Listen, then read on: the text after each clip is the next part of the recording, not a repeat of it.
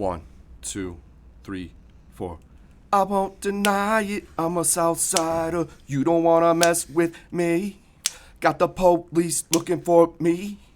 But I'm calm cause I'm smoking that CBD. Said, I won't deny it, I'm a Southsider. You don't wanna mess with me. Got the police looking for me. But I'm chilling in the back of the VIP. Said, she won't deny it, she's a former Southsider. You don't wanna mess with her. Got the police looking for her. But there's nothing that they can do.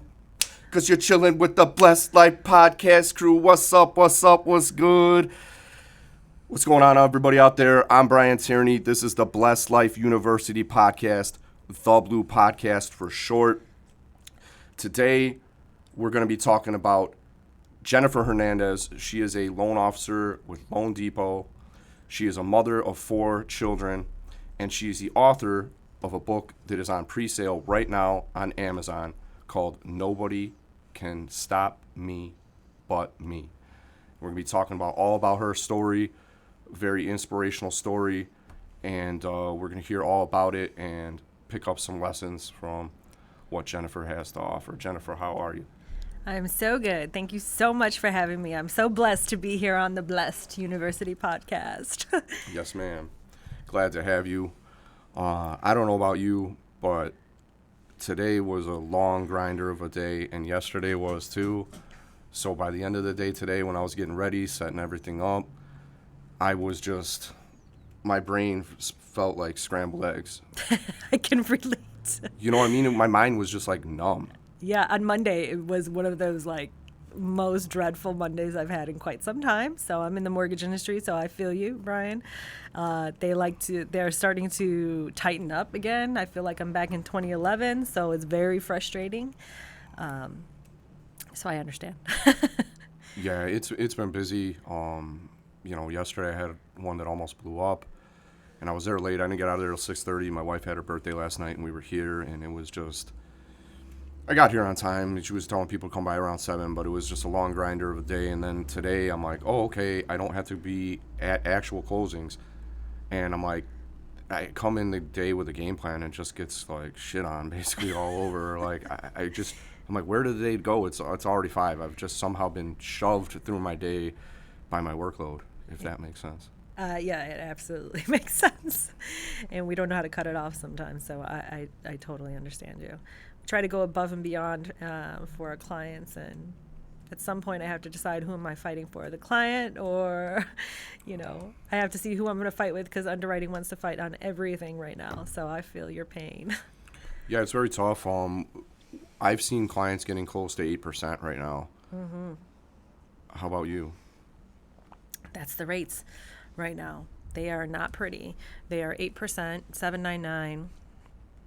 And some of them cost money at that, so I'm hoping within the next 6 months here something breaks. But I just think that they're, keeping it like that right now to control the market, because there's just not enough homes on the market right now.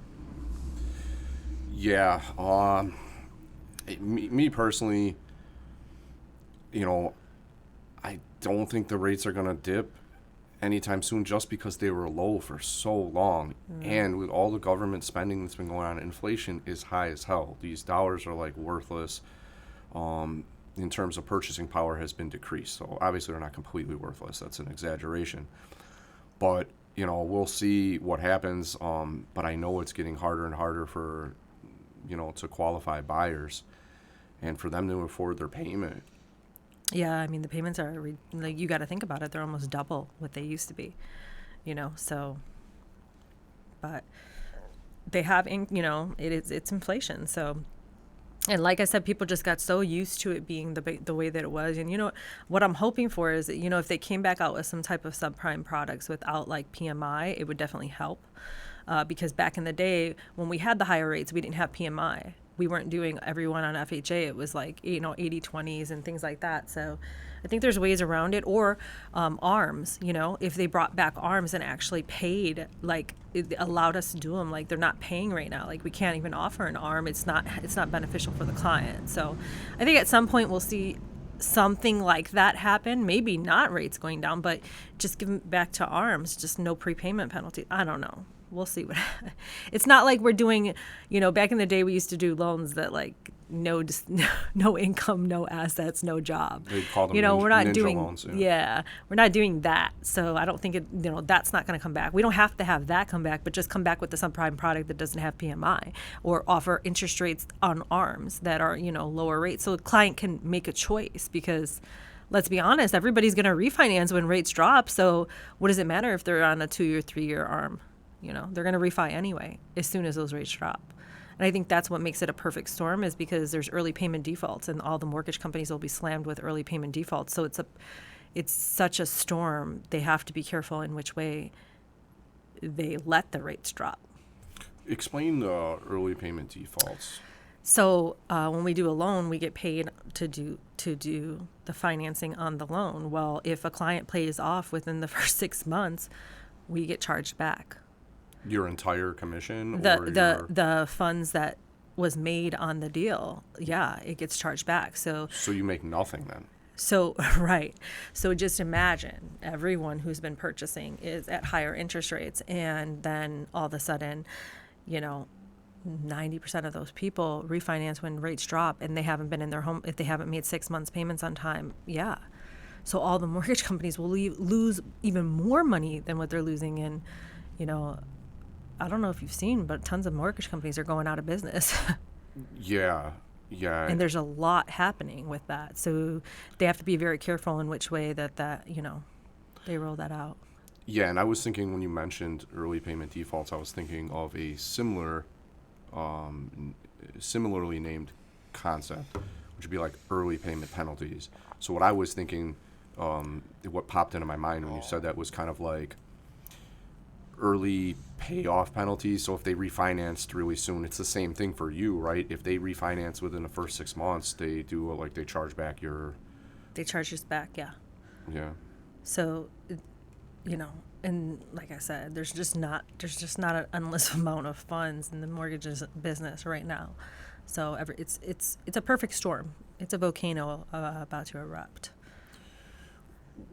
If the volcano erupts, what do you see happening?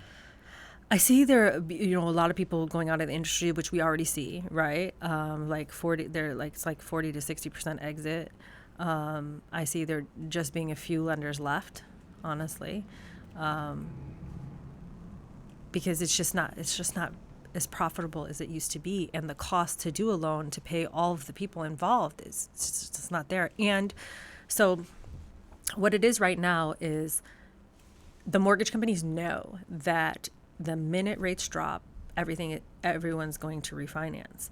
So all the interest rates cost money because they don't want to be stuck in that position. They can't be stuck in that position because the ones who do survive could possibly end up going bankrupt, So they just have to be very careful. So all the interest rates, that's why they cost money now, where back in the day, we used to be able to give someone an interest rate and actually give them additional credit. Like I used to give people 6% with a $4,000 additional credit. I could give it to them on the interest rate. Well, it's inverted. It's the opposite way right now. So like 6% might cost $4,000 just for you to get that rate, Yeah, and I actually just saw that yesterday in a closing we did.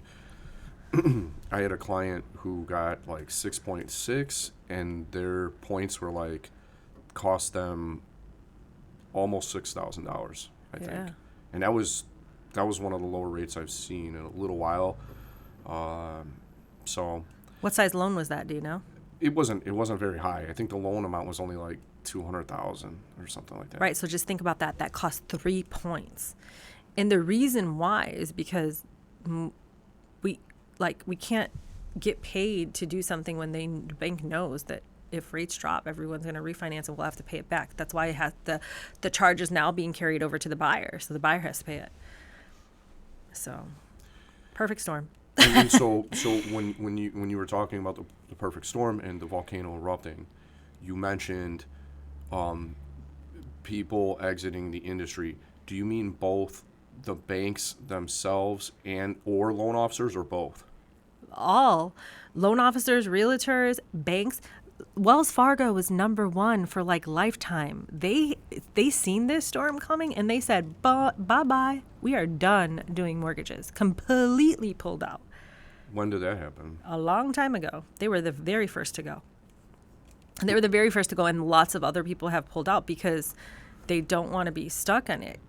Excuse me. Because even if you get through it, then, what if you you do all these things? They're just concerned about the early payment, default, like being charged back after you close all the clients. And what I was thinking about was, I had a friend who worked for Wells. He still works for Wells, but he's not an LO. Like, I think he used to be at some point in time, but now he's doing some kind of regional stuff or whatever have you. Mm-hmm. But he was telling me, and this was back in like April, that they were one of the biggest lenders to the minority community, and like people don't realize that. Like we make a lot of loans to the minority community. So I wonder, when you were saying a while ago, I was just wondering how long ago that was, because I was like, man, I got to talk to my buddy and see what's going on with him, how he's doing, and how are things going there. Yeah, no, it was a while ago.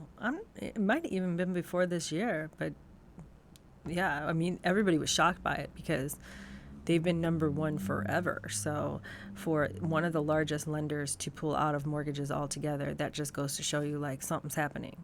And it's like almost a bad omen or something. Yeah, I mean, like I said, for them to pull out like that and just want no piece of it, just all of a sudden, they could see that there wasn't enough profitability in it to continue to take the risk. So. Yeah, so lenders leaving the mortgage industry and not making mortgages to consumers. And people leaving the industry, costs being higher. What is the ultimate result for our clients, for the everyday consumer, for regular people here? You should still buy now, because if you're not buying, you're paying 100% on rent. You're literally paying 100%. So I hear people all the time like, oh, it's 7-8%. Like, I'm not going to buy right now, but you're going to pay rent, which is 100% interest. You're never going to own anything, right? And you get no tax write-offs, et cetera, right? So, basically, it's you want to still buy now, because there's still a severe shortage of homes. People have to remember, we didn't build homes for 10 years. People didn't stop having families. They didn't stop, their families didn't stop growing. What happened was everybody got scared because of the crash, and millennials decided to stay living with their parents forever. And what did COVID did? COVID did the perfect thing and pushed those millennials out of our house. So therefore, now there's this whole new pool of buyers. But again, we didn't build homes for 10 years. The new home purchase building department was like shut down for 10 years pretty much. So we're backlogged. Yeah, that's my understanding too. The way it was explained to me was that after the last housing crash, developers and builders, it was a complete crash. So there wasn't really a market, at least in the short term, while the dust was settling and everything.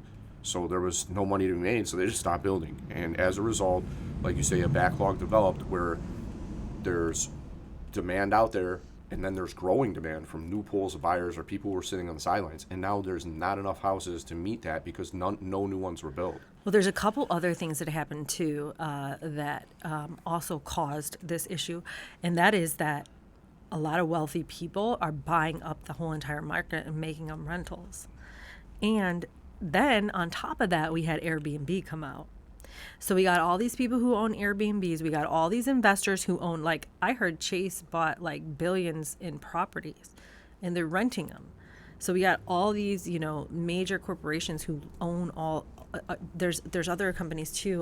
BlackRock, Vanguard. Home Partners of America, and they're buying properties and renting them back to them. Yes. So if those people started unloading their inventory, we wouldn't have this inventory issue, I don't think, Well, I appreciate the insight, and yes, that is a real thing that's going on there. And we won't get into like, global stuff too much in terms of like global relations and all this stuff, but the goal basically right now for the ultra powerful and ultra wealthy is just to make people like a nation or a world of renters. And you have these giant companies like BlackRock, Vanguard, Chase, there's some of the biggest entities in the world buying a property, and they just want to rent it back. And it's like, well, that's what you're going to do from now on. You're not going to have equity. It's a way of defeating generational wealth and wealth building, for the current generation. And that's that seems to be what they're left with. Now, will that continue forever?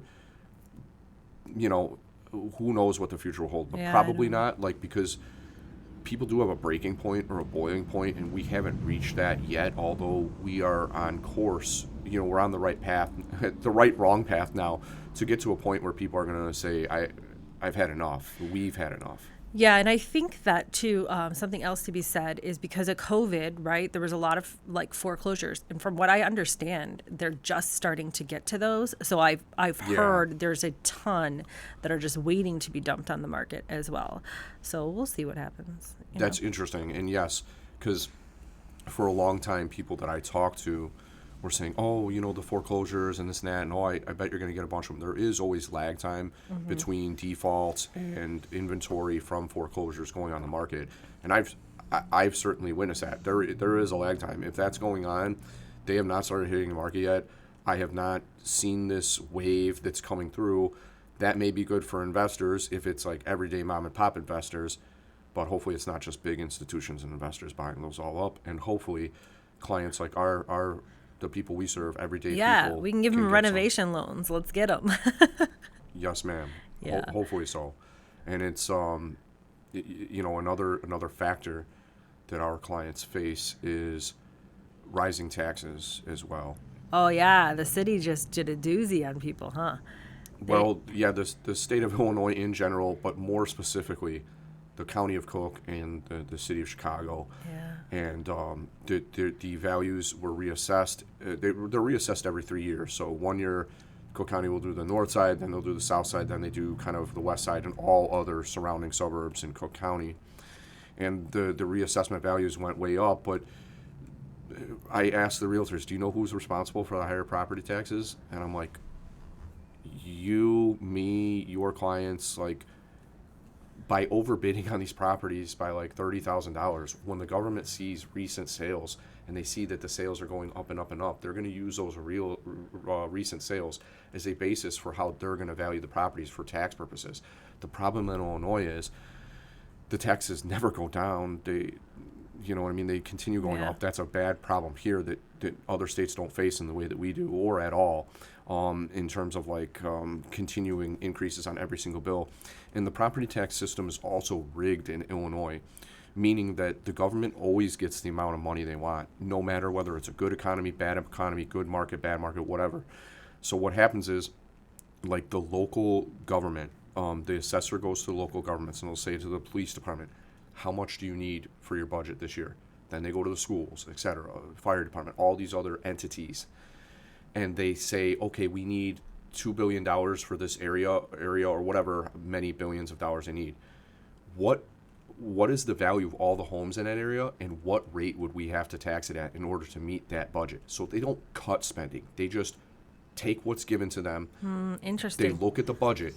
If property values are high, they don't have to increase the local tax rate because they have a high value. They could decrease it, but usually it either remains stagnant or it goes up.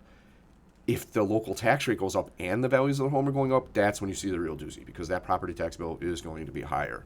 Yeah. So not only are the buyers facing higher interest rates, but then they're also facing increasing property taxes. Surprisingly, for people out there, you would think, oh, Chicago, those corrupt motherfuckers, they're going to have the highest taxes. It's actually the suburbs. There's more people to tax in Chicago, so they don't have to tax as much per household, so they don't have these high tax rates. In the city of Chicago, the tax rate is 6.96 or close to 7, más o menos, as se dice en español. But in the suburbs, some of these south suburban suburbs that are the corrupt ones are around. They're 40%. Yes, 40%. It's insane. But I have to tell you though, it's funny that you would say that, because the thing about that is then when I give a homeowner's exemption, say it's a 40% tax rate. It's a higher exemption than, Yeah, it's $4,000. So It really helps with that, yeah. Yeah, it definitely the homeowners exemptions definitely help in the outer suburbs, but yeah.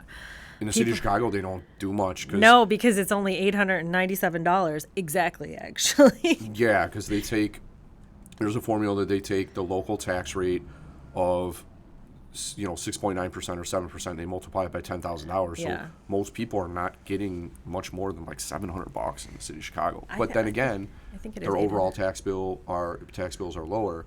But as you mentioned, then when you get into Park Forest or like Harvey or something, their tax rates are so high that the same formula produces a higher result, which does help people a lot. Yeah. Yeah, there's just, our taxes are pretty high though in this state. Like as far as I've looked at other states for purchasing property, and the taxes are not like they are here. So why is that the state of Illinois? No, and not just other states, but our surrounding neighbors. Like we're all here in the Midwest. That's why people go to Indiana. More and more people are starting to go there. There's a lot of benefits going in Indiana, but Wisconsin, all these other states, lower rates, lower property values. Lower income tax, not charged for bottles of water in the city of Chicago. Yeah, the bag tax when you go to the grocery store or like Walgreens, they have the bag tax. Oh, you want a bag? It's 7 cents. Like that shit used to be free. It's a cheap ass bag anyway. I'm lucky that thing don't tear on the parking lot. Like, do I get my 7 cents back if the thing is shredded or whatever when I go out there and all my shit falls on the ground? Can I recycle that, please? Word. But yes, and the thing is, I've seen a lot of people that we work with. Their clients, where people are getting dual license in Indiana. Yeah. I don't know if they have an income tax there. I've never actually checked that out, but their property tax rates are lower. And if you need to evict tenants out of there, there's people telling me, dude, I get people out in like a month. Like they get in front of the judge and they're like, are you paying? And they're like, no. Then they're like, all right, well, you need to be out by this date. Get out of there. And that's it. Here in Cook County, a good eviction would be probably like around 3 months. Yeah. Bad ones can drag out like a year.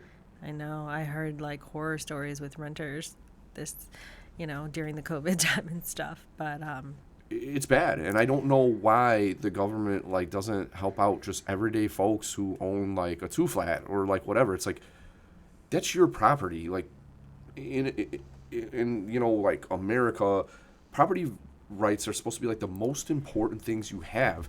But they treat the tenants like they own the properties in the Cook County and the city of Chicago. I don't know why they do that. And then once you get into the whole winter time, and then you're pretty much stuck for like 6 months. You can't get them out. Yeah. If I don't know if it's based on temperature, because I'm going to start doing evictions myself, so I'll have to know this.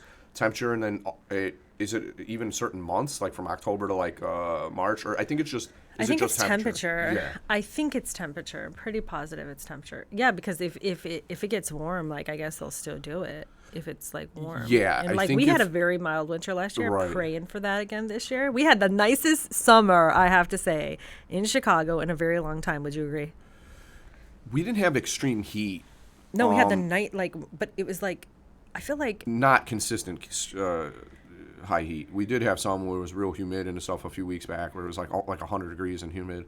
Yeah, but it was like the nicest. We had many nice days, and I don't recall that in a long time. Well, thank God. I don't know. Hopefully you enjoyed them while we were there. I know winter's right around the corner here. It's really weird. It's like it's either winter or summer. There's not much in between, right? No, but we had mild winter last year, so I'm praying for that again. Yeah, and I was very appreciative of that. Me because too. I don't know if it was the year before that or it was a couple years before where we had so much snow we were running out of places to put it. Like you would go down the end of the block and the snow would be piled like 9 foot high. Tell me that didn't feel like you were back in the day when we were younger. Like it used to snow like that all the time. I felt like. Yeah. Like dump on us. Yeah, we would have more. I feel. Yeah. So I mean. And you know what we didn't have when I was younger. That I remember is rain in the wintertime. That's like something like I don't remember rain. Like it was either cold or snowing or both. I literally remember it was like from like November to February snow. Like always snow. Pretty much. Yeah. When I was growing up, But I'm hoping for a nice one like we had last year where I think we only had a couple snowfalls. So yeah, we didn't have much. Yeah. I only remember using my snow thrower like one time. Yeah. It was beautiful. I'll take that again. And I don't think we had a 20-degree below zero day either, so that was blessed. Yeah. I remember days where I was lucky if my car started. Some people that are real savvy will take their batteries out of the car so they don't freeze over, and they can crank and then they'll just plug them back in the next day so they can get the car started. But or have it in a heated space where it won't freeze, and it'll crank. But luckily we didn't, because I don't bother the cold doesn't bother me. I bother the cold because I'm the dude who wears like the neoprene like ski mask where it's like Velcro's in the back, and like the only thing that's showing your eyes, you got a little nose hole and like little holes in the mouth. It's like I used to wear them downtown because when I went to school down there, Yeah. it's so windy in between those buildings and stuff. Even if you're walking a few blocks, like your face will be wind burnt up, like red as hell if you didn't wear Cracking, one. like Yes. frozen, like almost to the point of seriously, bleeding. like almost like you're gonna crack. Yeah. Yeah. So I wear those. I wear like these thermo undershirts, all that. I got a nice pair of boots. My guy turned me on to these Wolverines or whatever. So I got these like nice rain/snow boots, and so I'm hooked up now. If it does, I hate it. The cars get dirty, they get rusty. There's like everything's dirty. There's like dirty ass wet snow everywhere. It's so much work. In the city, you put your lawn chair to hold your parking space. Yeah. Yeah, they were even using like, they had like the little Jesus or Mary statues out there. Oh my And then they showed gosh. one that got removed over to the like curb or was put on their lawn, and like, how you gonna do that? God's watching you. Like, you're gonna be messing with that Mary statue just to steal somebody's spot. That's a double sin right there. That's really horrible. I would never touch that. That would be like a sin. Do not touch. If they put Mary out, you better just leave her. Word, yeah. Like, what is nothing holy Some anymore? respect, please. Yes, ma'am. But so you have your book, Nobody Can Stop Me But Me. No one can stop No me one but can me. stop me. Sorry. No, I didn't have it in no front of me. worries. They won't be able to find it, so I just want to make sure you can find it. No one can stop me but me. No one can stop me but me. Yeah. And so, when I first met you, you didn't go into like a lot of specifics, but you did tell me that you had a rough life. You know, you've been through a lot of stuff, and is that the motivation for the book? What's your motivation for making the book? Yeah, it's not really that I had a rough life, because a lot of people have rough lives, and a lot of people have had it a lot rougher than I did. Like I chose to make my life really rough. A lot of self-sabotage, but yeah, I did that to myself. So my motivation behind it is because I became a mom young, and I didn't know about like motivational speaking and like how to manifest your dreams. And, when you're surviving, you're not dreaming. So I wanted to be able to inspire those who have something similar to me, because I've had such a variety of different experiences in my life that I can relate to a lot of people. So it's that was my reason for writing the book, so that I can impact them and let them know that they are the ones literally in control of everything that we bring into our life. And there's nothing in our lives that is happening to us, but it's happening for us. It's just, you have to know that. So I wanted to, bring my book to share that story and to impact others who have been through some of the things that I've been through. I also went to like alternative school, was kicked out of high school and stuff like that. So I want them to know, like, literally you're in charge and you don't have to be a victim of that, The power of decision. Yeah. And the power of dreaming and manifesting and knowing that it's your choice, that no one can stop you but you. But are you willing to get out of your own way? Because it's tough. That battle we have within us is the most difficult battle by far we will ever have to deal with. And why do you think that is? Because it's hard. It's so easy to blame other people for your problems, right? Or to say, oh, this person wronged me. But to be 100% responsible for all that you call into your life, that takes a high level of consciousness. That takes a very like humbled person to know like that, you created this. Like, I got myself in a toxic relationship. Why? Because the reason why is probably because it needed to teach me something. It showed up for me, not to me, right? But it just depends about how we want to look at things, and understand that things are brought into our lives to help us evolve. If you so choose to, you can become a victim of it, and you can, and it's easier to say okay, I'm in an abusive relationship. I'm just going to use that as an example, to say well, it's because of this that I can't do this, But to look yourself in the mirror and say the only reason this person is abusing you is because you're allowing it. It's because you're accepting it. It's because you're taking less than you deserve, And that's tough, because the only one that you really have the battle with is that person in the mirror. But to know that's next level. What's the turning point where you realize that? The turning point was, so I had a broker shop back in 2008. A loan broker? Yeah, business? A loan broker shop. And I also gave birth to my twins in 2006. So I had 2-year-olds, 2 other kids going, You're juggling. You got a lot of stuff going on. It was juggling. And it was the big crash, right? The big... Right at that time, yeah. Mortgage crash. And I started losing everything.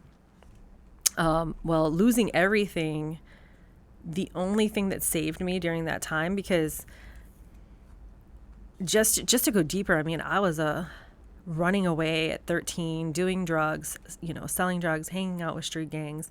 And at that time, I had, a $500,000 house, 4 rental properties, a vacation. I had done really well for myself. And I was only I was 31, and I had accumulated, I was making over 6 figures, I was doing very well for myself. So to come from where I had came from to be doing so well, I had no idea that it was going to end, So when I started to lose everything during the crash, I got depressed and I got sad. And the only thing that saved me at that time was writing my story and reflecting, if this was not the end of me, if this, if I was able to make it through all the things that I had already accomplished and already had made it through, then how is losing my material possessions going to kill me? It's not I can get it again, So right then I made the switch, and I switched, and I started to realize at that time I was kind of talking about people. I wasn't being the highest version of myself. And I realized that I was not happy. And so the thing about money is sometimes it masks our pain. Sometimes we go shopping, we take a vacation, we buy ourselves something, and we forget about the fact that we're not really happy in our marriage. We're not really happy in our lives, and we just mask the pain with the money. But when the money's gone, you have no one left to deal with but that person in the mirror. So that's how I was able to start to change and really start to do my work and start to heal.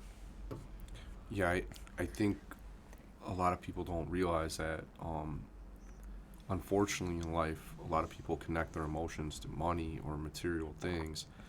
And I don't make those things my source of happiness. My source of happiness is my experiences and my health and my family and the relationships I have with everybody, including you and all of my friends. That's the things I value the most. And those things, if you nourish them properly, will be there when the money's gone. Yeah, exactly.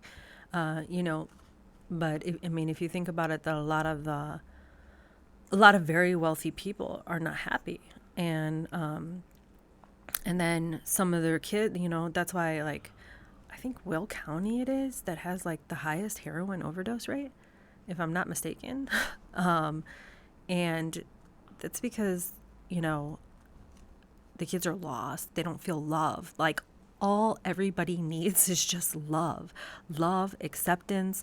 That's all people need.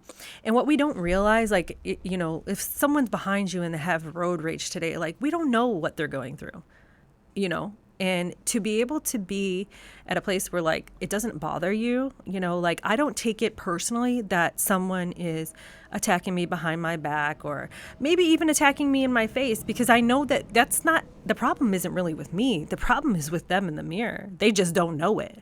I'm aware of it, Like I didn't do it. If I haven't really wronged you, that's not a problem with me. You're angry with yourself and you just don't know it yet. So like I feel for them and I'll pray for them because, I've been there. I've been there, and it's not a fun place to be, and nobody likes to be there. And I hope that people, can get themselves out of it. And that's another reason for my book and to share my story, because people don't need to, like, we are in control of everything and we just don't know it, and like, we all have our Heavenly Father. We can pray to him at any minute and he is there for us always. But like we forget, and we want to look to all these other sources and these other things and, and put our existence into other people, which is like the biggest, downfall. Yeah, I'm that's another like belief of mine is like, and this is something I want to teach my son is like, don't let your happiness be tied to any other person. Like, you should be able to generate your own happiness by taking care of yourself and taking care of those around you. To put that power into somebody else's hands is misplaced. Like, I feel it would be like mistaken to let somebody out, like if they're not around, you can't be happy, or if they're mistreating you, you're not happy. Like, you got to be aware of that negative environment, separate yourself from that, and I just for people who their happiness is tied to other people. Yeah.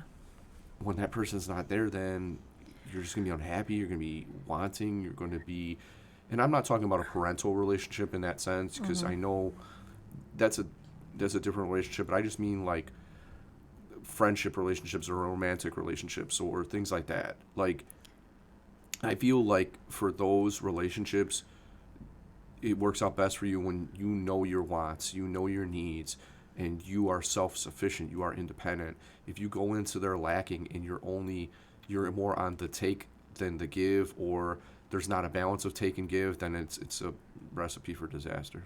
Yeah, and I think that's a lot of problems in relationships, is that we really haven't learned to love ourselves. So how can I expect to call a man into my life who's going to give me all the love that I deserve if I don't love me? Truthfully, like, I can't really get that because I haven't given it to my own self. So, that's like a newsflash to everyone out there in a relationship. Like, do you guys love yourself? Do you love yourself? And if you don't, then how do you expect somebody else to, you have to learn how to love yourself at some point. We can't expect more than what we're willing to give our own self. And so, that's been an interesting journey for me. Well, that was what I was going to ask you, is like, yeah. How did you find self-love? I've just found self-love. So, Brian, my kids are 26, 25, and I have 17-year-old twins. In 2023, I decided and started putting myself first and doing what I needed to do to make sure that I honor myself and I stop allowing myself to be dishonored, because the truth is that I never blamed anybody for anything that's happened in my life. I self-destructed in a lot of different ways because of my experiences. But the truth is that I had abandonment issues from my mother, and my father I never felt good enough for. So I continued to look for men who would treat me like I'm not good enough. And that's very sad. And because my mom left and my dad took over as sole guardian, I couldn't see that. I had no idea that I was in that much pain, or that it's like a form of emotional abuse. And I didn't know, because I never blamed him for anything, and because without him I would have had nothing, right? But I couldn't see the pain that he truly caused me. I just knew that I kept calling in these relationships. And when I started to think really, like, how did I feel in this relationship? How did I feel? And it doesn't just show up in your personal relationships, like with your spouse. It shows up in your business relationships. It shows up in your relationships with your children. Because the thing is that, again, Nothing happens to us, it happens for us. So because I'm meant to evolve and to become more conscious and to learn how to love myself, it had to show up in all three of my relationships, my closest, most intimate relationships. And it was all making me feel the same thing, which was that I wasn't good enough.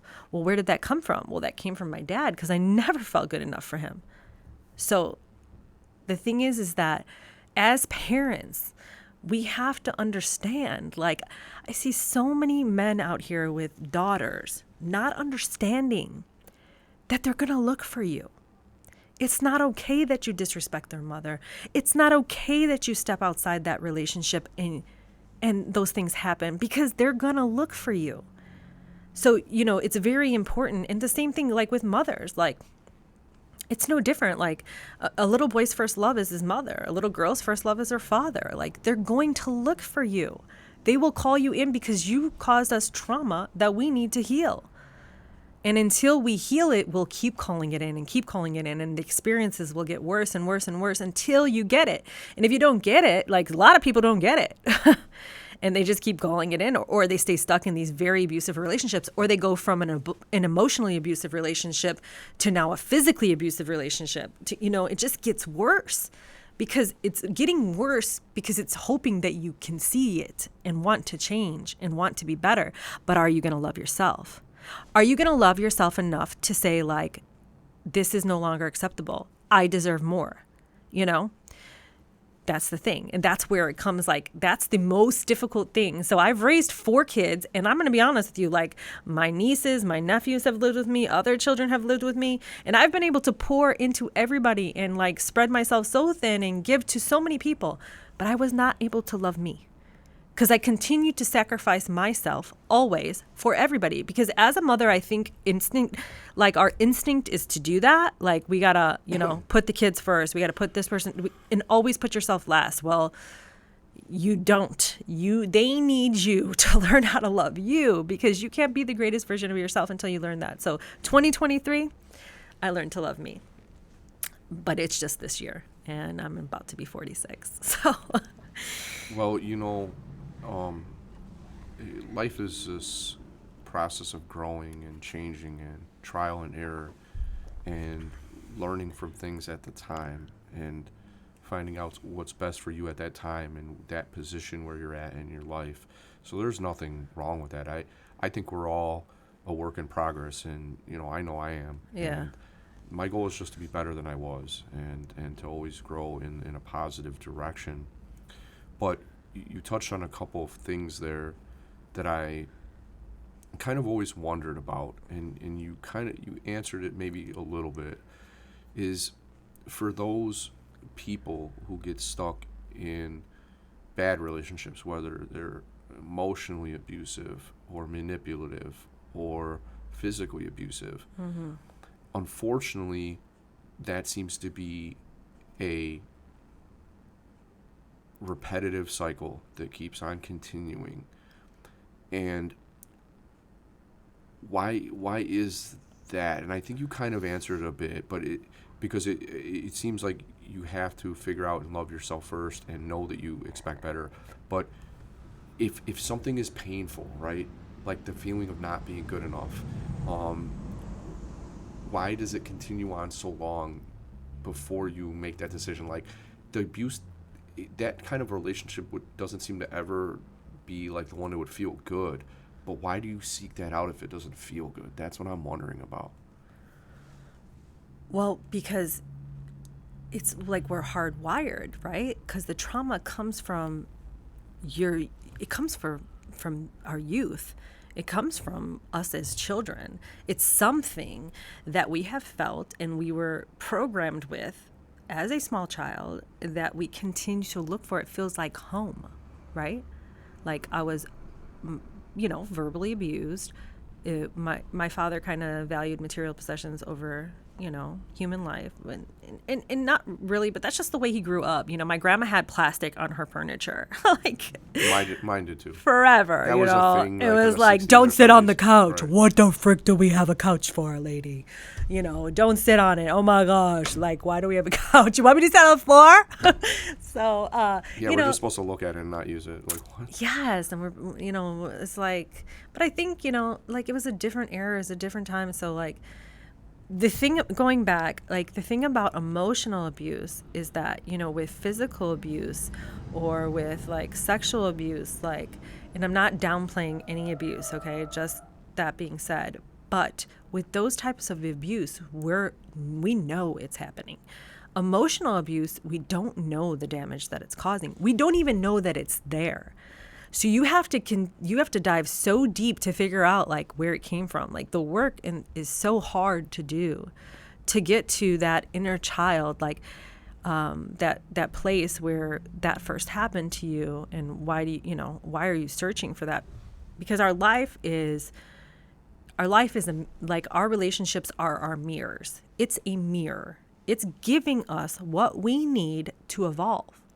But a lot of times we want to shatter the mirror, run from it. But the thing about shattering the mirror and running from it, before you learn the lesson, you're going to run right back into it. If you didn't learn the lesson, like, if you think like, oh, I'm just going to run away from this abusive relationship, but I didn't learn why that came into my life. I didn't learn why I'm calling that in. I didn't take time to learn how to love myself so that I never call that in again. Then I'm going to run back into it. And then I might try to shatter that mirror. Well, in my older years, I didn't shatter the mirror. I stuck around for a minute to figure out why I keep calling this in. And so it took me to, like, I mean, it's very painful, very sad, and painful to, like, to stick around and be treated less than you deserve to be treated, but just to figure out where it came from.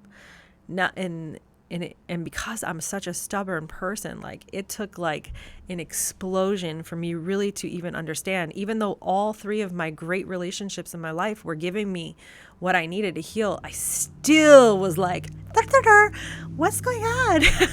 I still couldn't see it.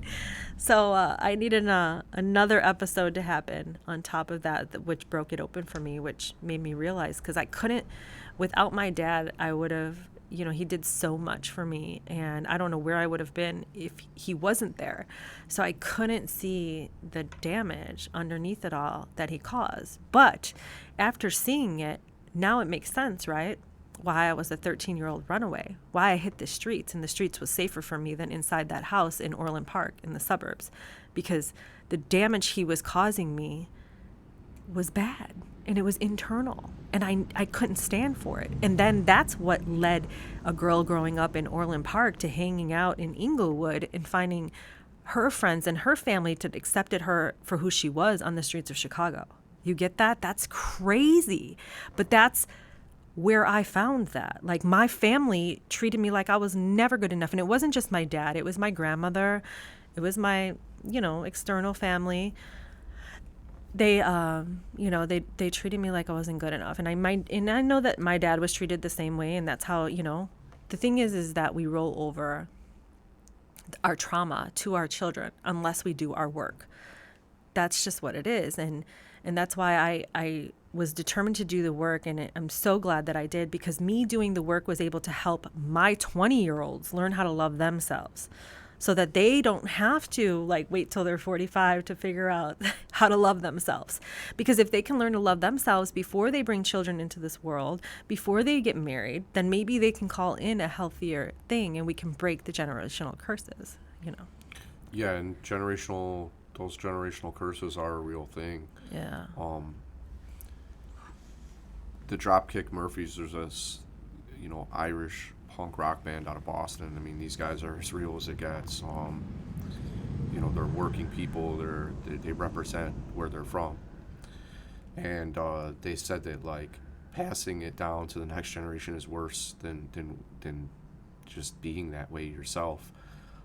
That bitterness, that whatever it may be.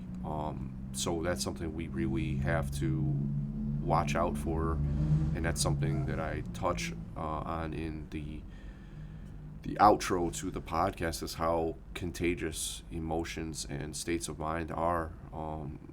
They're as contagious as COVID. They spread. Yeah. Whether you know the person, you don't know them, if it's in the street, it passes along to them. In the universe is a mirror that reflects back at you what you put out there, and so you have finally, like you say, you're coming kind of full circle, and you've realized the problems with the relationships you've had, and you've made decisions to change that. What I'm trying to figure out is, like, for the people out there, that are going through this, people don't realize, like, physical scars you can see in the mirror, but you can't see the scars on your mind, and I think you were kind of alluding to, that's like the tough part about healing, and it's not something you can see in the mirror, and you see into yourself when you look at your eyes in the mirror, but seeing those scars and healing from them, we've all had them. And on the last podcast I talked about how my father was a good man. He provided for us in many ways, similar to kind of, it sounds like, how your dad did. Mm-hmm. But he also was an alcoholic when we were younger, until he got to the point where he was so sick that he couldn't drink anymore, and that's when I made the strongest bond that I had with him.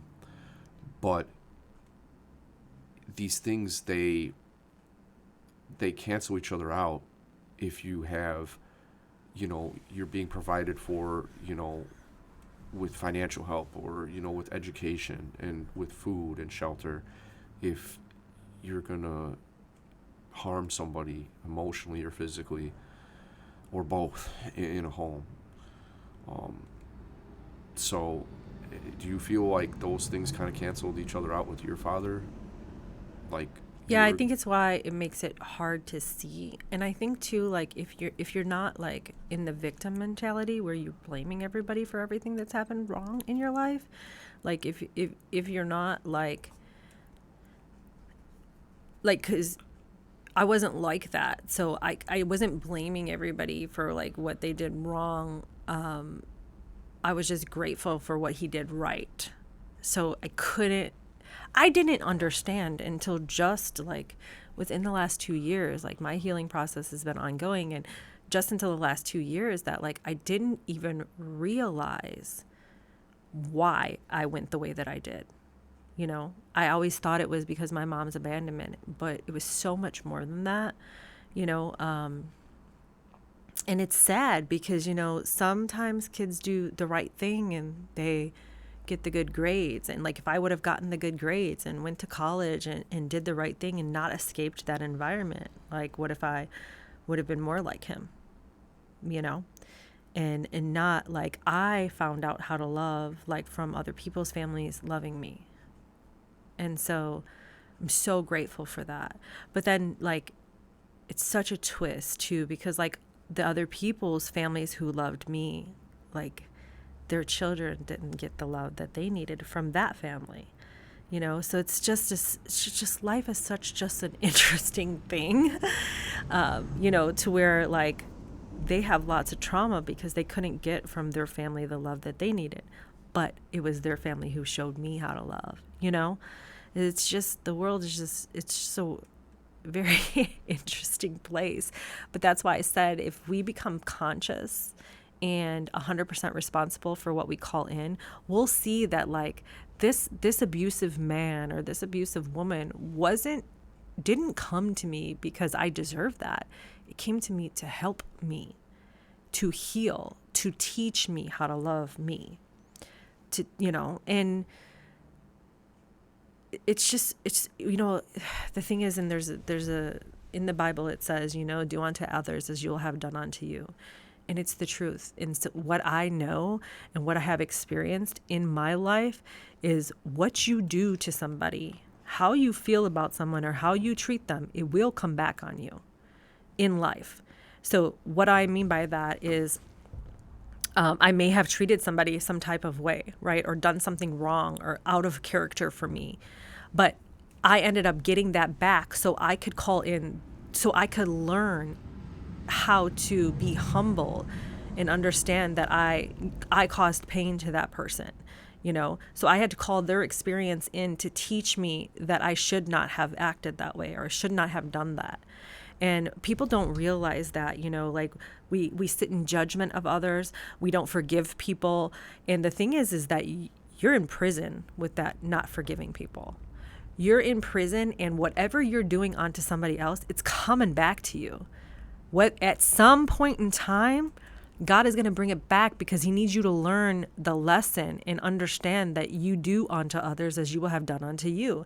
And it will continue until you get it, you know?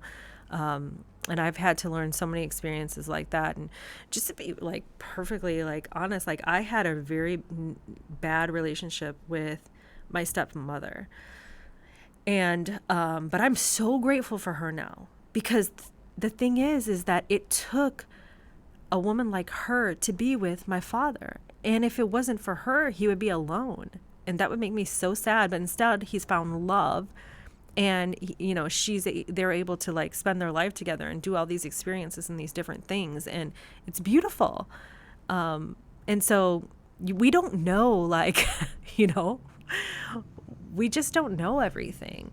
So I'm so like now, no matter what like has happened in our past, I'm like, oh my gosh, I don't know what I would do without you, because I would never. Could you imagine like seeing someone lonely and not happy and not with love in their life? That's the saddest thing ever. It is literally the saddest thing. Love is the greatest thing. It can heal all, you know. So I think we just have to be grateful for all that we call into our life, and understand that if we're not, we'll be taught the lesson somehow. And, you know, and try not to break those mirrors. Try to learn the lesson before you break the mirror. Or at least if you break the mirror, take time to figure out what it is that made you call that in. Because it showed up, you called it in to help you evolve, to help you heal. And, you know, I became a mom at 20, so I didn't know any of these things. And I rolled over some of the trauma. Like I used to swear at my kids and not proud of it. But like I was talked to like that. That was my norm. Like how at 20 do I know any different? You know, no, I mean, it wasn't 20. I was 20 something. But, you know, how do I know any different? That's the way I was raised. You know, it's just hard to, you know, to break those walls sometimes. So. Are your parents still living? Yeah, they are. Both of your parents? Yeah. So this book it's been tough to be really raw and really real, but I explained to them, the book is dedicated to both of them, because if they would have done anything different, I wouldn't be who I am today, and I wouldn't be able to make the impact and help people that I'm going to help create change, you know. So this has been a very tough thing for me to do.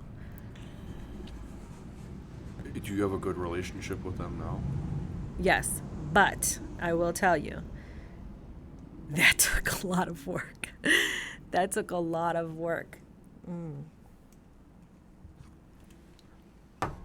So there was a time where I had to cut everybody off.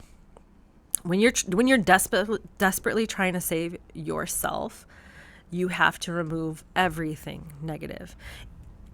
Anything that is not uplifting and supportive of you and this new version of you, the new person you want to be, you have to cut it off. And I don't care who it is. I don't care if it's your mother, brother, sister, uncle, cousin. It could be your kid. But it has to be done, because once you cut it off, they will learn that behavior is no longer acceptable. You will not accept less than anymore. And if they can't treat you better than that, then they cannot have a relationship with you, right? And so the thing is that I cut everybody off, like my mom, my dad, my sisters, all my friends, and they're all back in my life, and like slowly like they trickled in, but I had to cut them off, and I had to explain to them, like, you hurt me when you do this.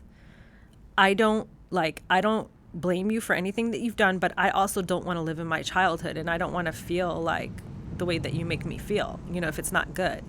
And I need to be supported and uplifted. And if that's it. And so the thing is that when you do your work and when you heal, you're able to call that back in, and they haven't healed. They haven't changed anything. They are still the same people, but you've healed, so they don't affect you in the same way. You have like an immunity to it now because you've healed. Yeah, because like, and then so the other thing is triggers, right? Our triggers. When you go from 0 to 100 real quick, that is a trigger. That is a trauma that you have that you don't know where it comes from. So for example, right, I talked about one of mine was not feeling good enough. So like when my kids would treat me like I'm not good enough, I would literally attack them like a bitch off the street. I mean, literally. And it was completely like out of body. When you're in a triggered state, you're not even conscious. That's how people kill people. It's like this weird autopilot. Yeah, you're not conscious. You are totally unconscious. So people don't know what they're saying or doing, or, that's how like a lot of things happen, is that we, especially in relationships, your relationships are going to be your biggest triggers, because they're the people that we love the most, right? So those are the people that are able to hurt us the most. Right. Because so you have such an investment in them. Right. And you've given them your heart. You've given them your most prized possession. So they can trigger. But so when the trigger comes up, though, you need to know that there's trauma there that's unhealed. Because the minute that I figured out where all the trauma came from, and like where I first felt like not good enough, that it was my dad, and when I understood all of that, like I was never triggered the same. I can't be triggered about that now because I know where it comes from.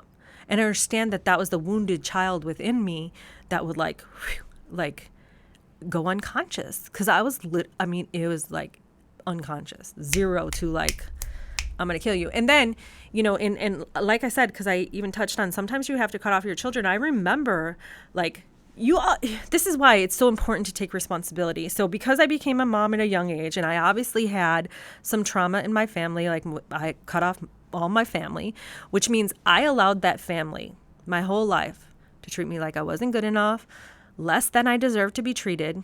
And then one day when I started to love me, I realized that I'm not accepting this anymore, right? But I raised my children, and I allowed my children to watch other people treat me that way. Okay, let's go back. When I let other people disrespect me, even in relationships or whatever, if I allowed people to do that, why would your kids growing up watching that not think that it's okay for them to do? It's learned behavior. So my kids started, the thing that really like made me snap on it is because my kids would start treating me that way. And I'm like, whoa, that's not happening. But if I'm going to accept it from my mom, my sister, my friends, whoever, why am I not going to accept it from my kids? I love them more than anything in life. So whatever we're willing to accept, we're teaching our children that that's okay to accept. So the minute that I realized no more, I wasn't accepting this anymore, I had to sit down with my older kids, and I had to apologize to them for teaching them that that's the way that I deserve to be treated. And so I understand that you may think it's okay to disrespect me, and you may think that it's okay because I have allowed all these people to do it all my life, but it's not. And I will not accept it. And just like I cut off my mom, my brother, my sister, whoever, I will cut you off if I have to. It will rip my heart out of my chest, but I cannot allow you to treat me like this because I don't deserve it. And that's a part of learning how to love us. So, but it's tough.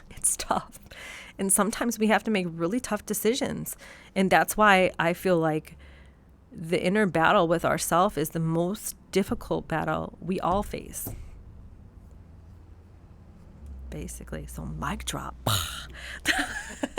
Yeah, you unloaded there for him, and it's beautiful. And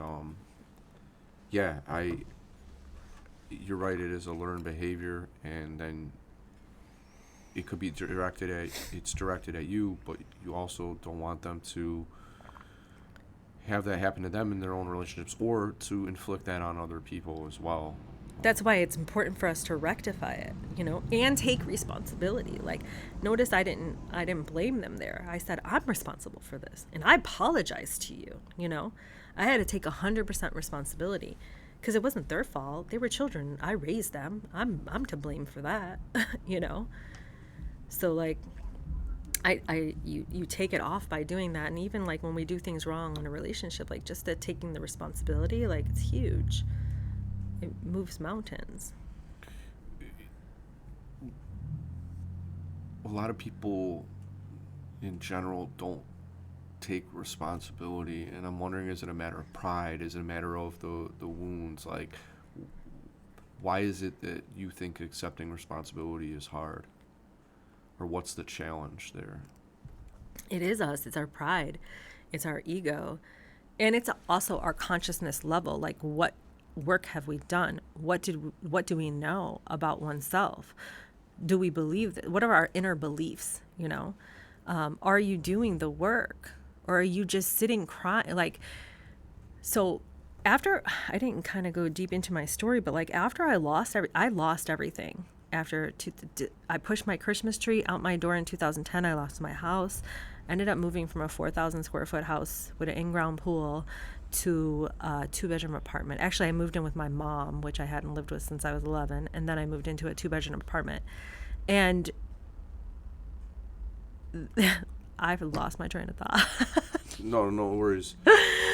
So we were talking about accepting responsibility. Yeah. And why is that hard, and why is it a challenge? And you did mention it, and we may backtrack too if there's things that are important about your story, or things that you need to share of specifics. How bad was it? How bad did it get before the realization started to come? And you mentioned losing everything. Yeah. You moved back in with your mom. You were living in an apartment, and then you're now kind of back to where you are now. So I ended up getting, so we lost the house December of 2010, right before Christmas. And then, and I was married. I had 4 kids. And I decided at that time that I wasn't happy in my relationship, and I hadn't been for a long time. But because I had a broken family and a broken home, I didn't want that. So I was willing to sacrifice and do everything, because parents think that it's best for the children if you just stick it out and stay together. But I'm here to tell you that that's false. That is completely inaccurate, and you actually are doing them a disservice by doing that, because you're hurting and you're not being your greatest self if you're not, in a good situation. And but then again, do you love yourself? And if you don't love yourself, then how do you expect another to love you? So it's important, it was important for me to have that family. So I continued to sacrifice myself. We were together for 15 years, but I was like, I can't do this anymore. So I got divorced in 2011, and my ex actually attempted suicide, and at the end of that year. And I had 4-year-old twins, 2 going into high school, 100% commission job in the mortgage industry. I was working 7 days a week, waitressing on the weekend for cash. I was broke. And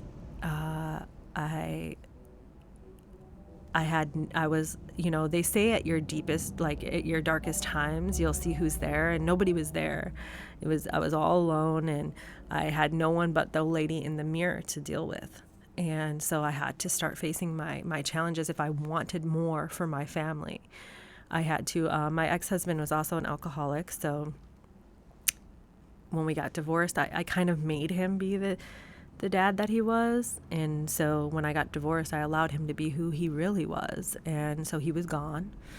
Didn't really see the kids much. So we got to remember, in the mortgage world, where we were at come 2011, 2012, we were just getting things back going. So, I continued to work my way up.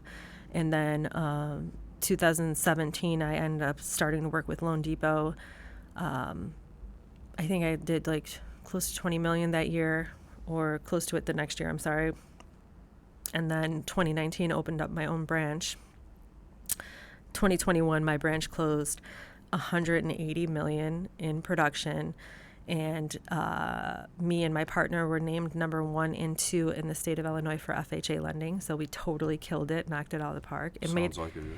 And I made over 7 figures. So I went from 6 years ago living payday loan to keep the lights on and keep food in my kid's mouth to making over $1 million in a year. And then I was able to, finish the book, launch a motivational speaking conference. Lots of things are going to come. So I'm very excited and just blessed and happy for my accomplishments and just all that life has given me. But it's been a process of learning how to love myself. And I definitely have learned that this year. And I have put me first and as much as I could. And I still dishonor myself every now and then, but I'm doing a hell of a lot better than I ever have my whole life. So I'm super happy about that. We're all human, and yeah, we have this path that we're working toward, but we all get off that path once in a while, as long as the good outweighs the bad in the sense that you know how to get back to the straight and narrow path, and that's all right. Sometimes it's good to be bad. It's fun, right? But it is until we pay for it later. True. if it's real bad, you don't want to be that bad. Like you got to have some lines in the sand there.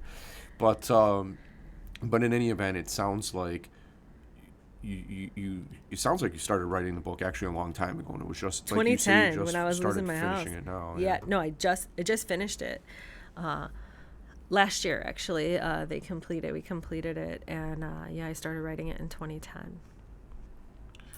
But and you also, what you just told me, it shows people how in a relatively short period of time that you can go from, like you said, like having nothing to back to like being on top again, like you more can than anything you've ever had, or even I didn't even envision that big. I don't think I did, actually. I lied.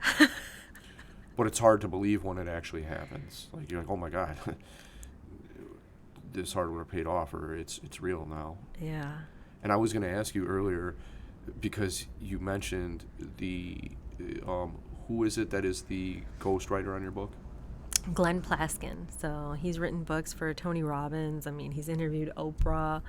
He's been a writer forever. He lives in New York, and he's an incredible writer. And he's like, Jen, like your story is like so different than anything I do. Let me put my name on it. I'm like, because usually ghostwriters, like, they don't always have their name on the cover, but like, I'm like, absolutely, it would be an honor.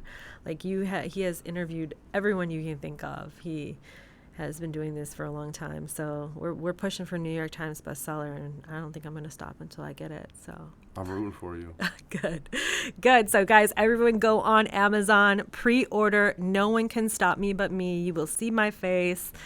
I appreciate it. And I hope that even if it's not for you, I know you know someone that it is for and who it can impact. And just watch out for what we're going to do, because I'm not stopping here. That's for sure. I look forward to seeing all the next steps, and I do know some people that I will give your book to. And I look forward. I'll purchase copies, and that'll be my gift that I pay forward, is to give your book out. And I was curious too, I guess as we, wind down here, how did you connect with Glenn? How did that happen? My mentor. So my mentor is actually a New York Times bestseller, and he is. So he created very similar stories we have, different but similar, and he created a company to help people heal their trauma, which he is a huge part of helping me heal my trauma.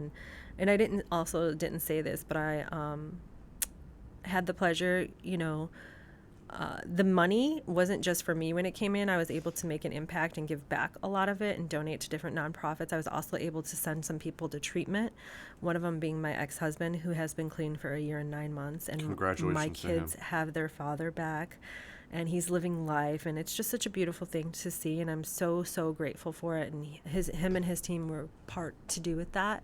They helped him get on that path. And so his company is called Altar Call, and they take people on retreats and help people really dive deep. And it's also like to help entrepreneurs, maximize their potential. So he asked me to be an investor in the company. I'm like, absolutely. Like, you've helped me on this journey so much.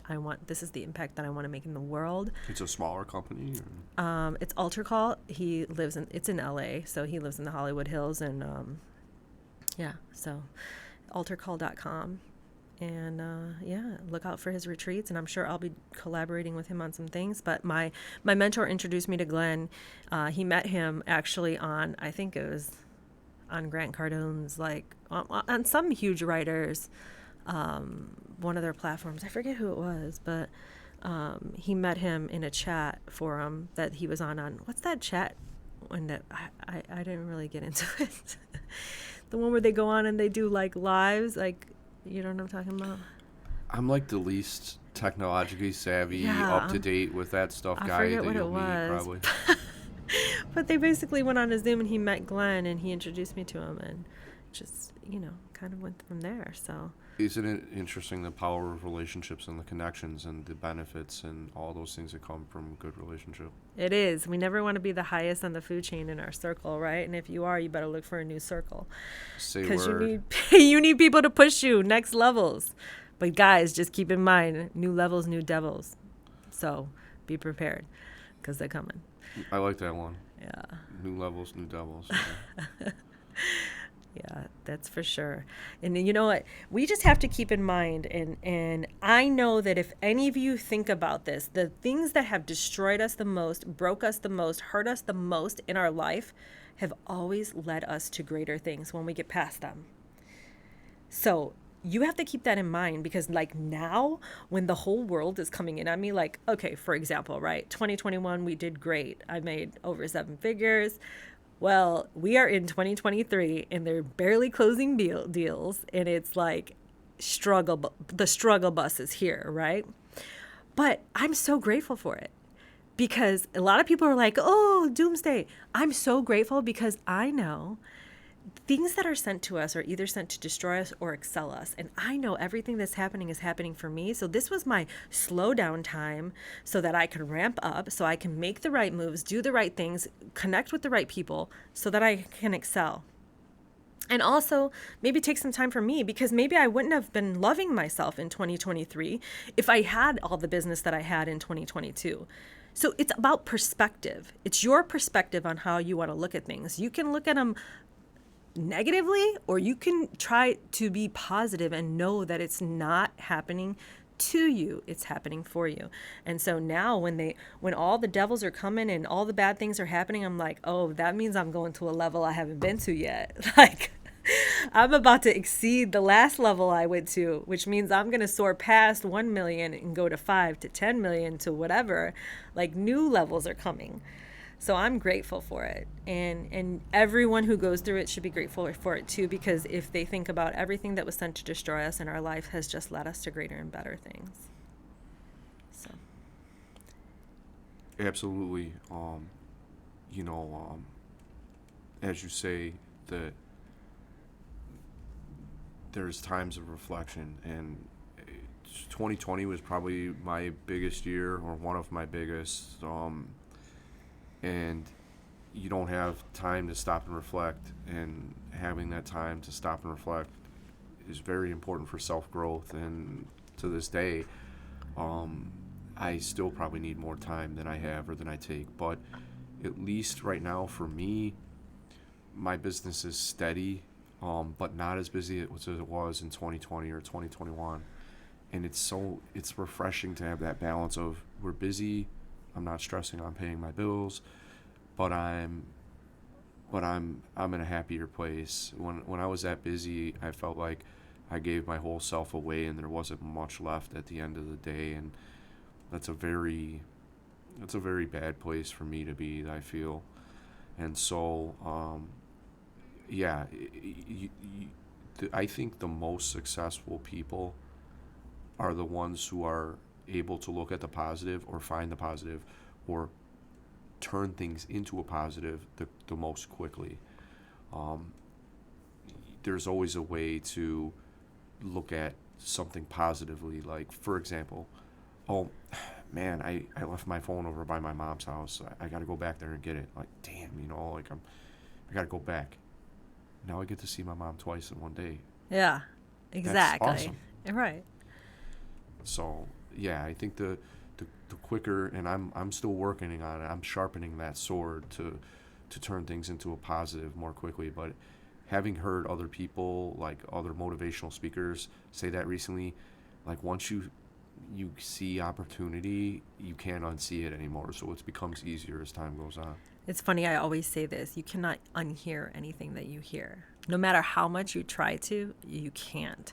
So that's why it's important to get in the room and, to be around that type of speaking and things like that, because you can't unhear it.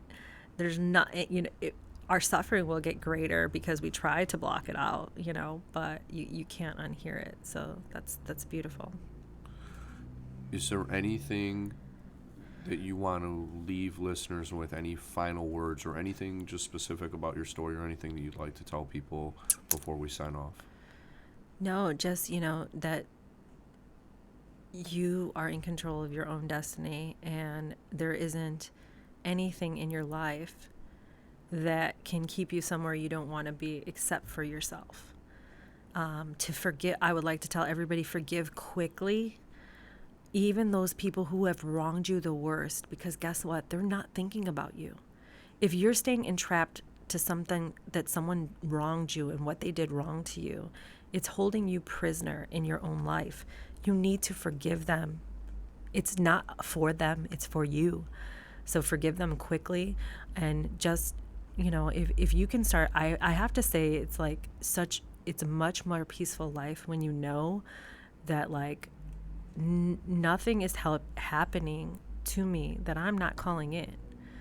And you become so much more at peace. And also just knowing that, like, when things are going bad, like, it's really for you, It's funny, like, recently, I just want to say this one thing and then I'll go. Like, recently, my top producer, my top agent that I work with and I close like 70 plus units a year with, she became a loan officer. And everyone's like, oh my God, like, aren't you so mad? I'm like, you know what? No, because I know what God has for me, he has for me.